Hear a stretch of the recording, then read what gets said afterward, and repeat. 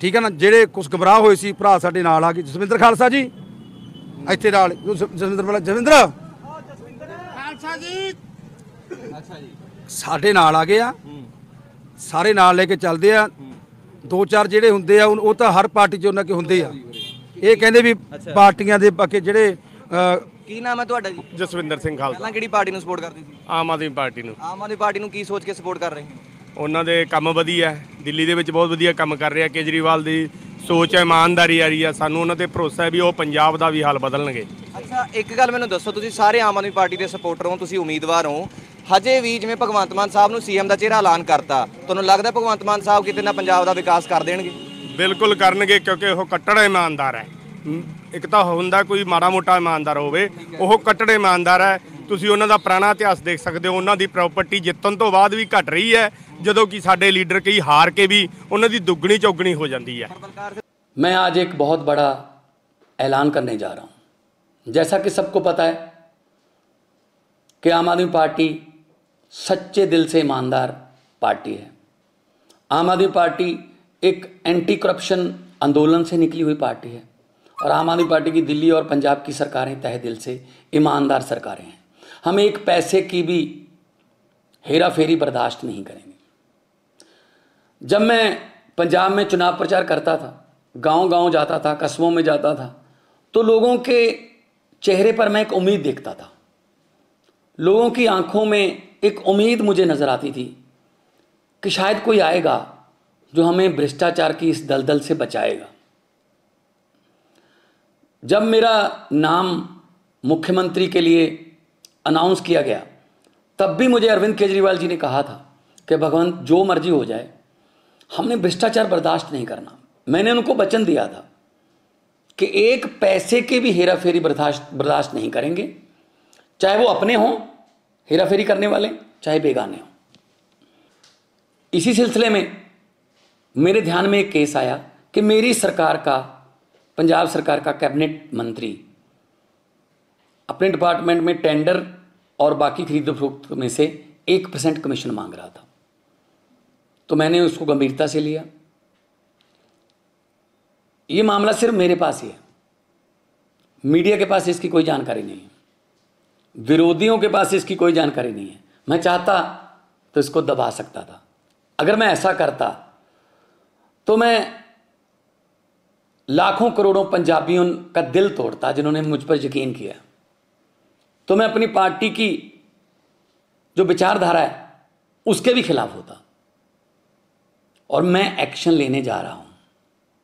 उस मंत्री का नाम है डॉक्टर विजय सिंगला, जो कि सेहत मंत्री पंजाब में कैबिनेट में थे। जब मैंने उनको ये सबूत दिखाए तो उन्होंने अपना गुनाह कबूल भी किया। तो हम चाहे अपने हों चाहे बेगाने हों, जीरो टॉलरेंस है हमारी रिश्वतखोरी के खिलाफ। मैं सबको कहना चाहता हूं कि अब सिस्टम बदल गया है।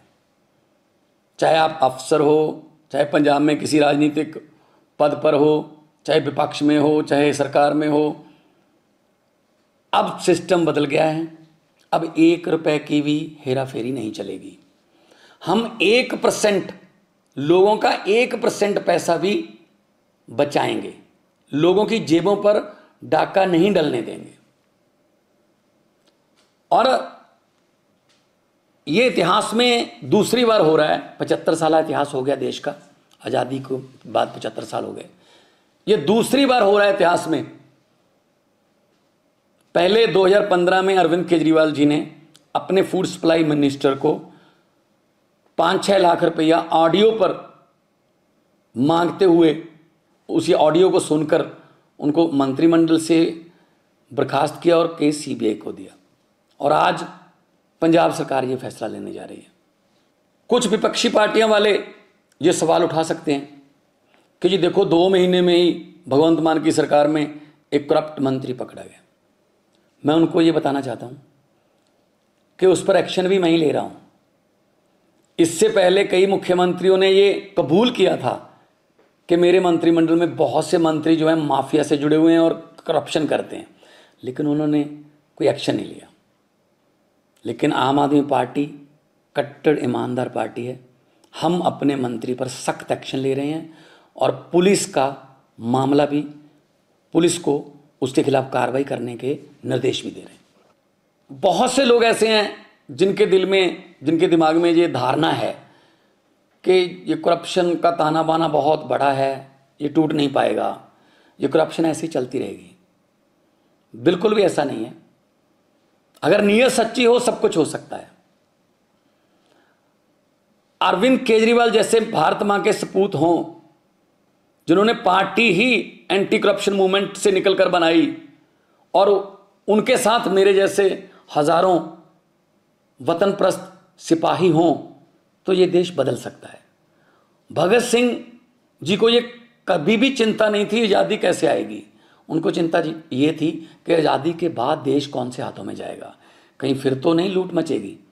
लेकिन हम भगत सिंह के सपनों की आज़ादी को घर घर तक पहुंचाने के लिए वचनबद्ध हैं। इसी सिलसिले में हमने ये एक्शन लिया है। मैं फिर दोबारा कहना चाहता हूं भ्रष्टाचारियों को, जो देश को लूट रहे हैं, जो गरीबों का हक मार रहे हैं कि जितने मर्जी इकट्ठे कर लो, पैसे, हीरे, मोती, मगर ख्याल इतना रहे कफन पे जेब नहीं होती, सब कुछ यहीं रह जाएगा। तो करप्शन फ्री कंट्री बनाना अरविंद केजरीवाल जी का सपना है और देश को आगे बढ़ाना उनके सभी हजारों लाखों की गिनती में सिपाहियों का सपना है। इनकलाब जिंदाबाद।